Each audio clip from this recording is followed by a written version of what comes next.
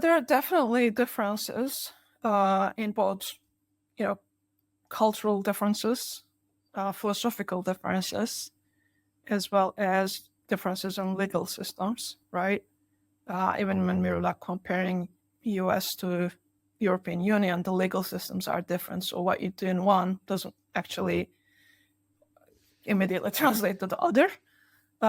So I think there are mechanisms now to be respectful of those cultural differences, but at the same time move forwards, implementing those like globally agreed upon norms.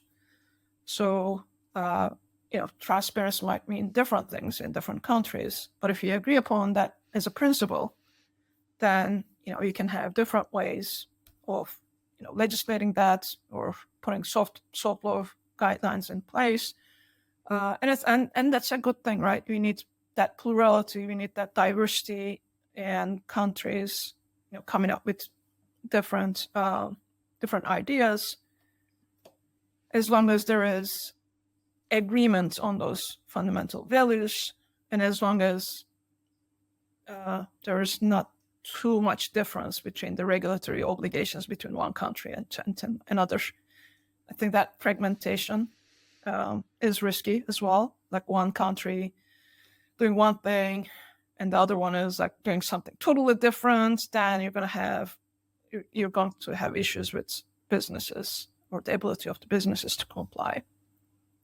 And for example, that was like the whole, or one of the two main objectives of EU AI Act. European Council said, or Commission said, instead of 27 separate countries of the Union coming up with their own AI legislation and creating a lot of fragmentation and complexity, we will come up with a harmonized regulation, harmonized horizontal regulation.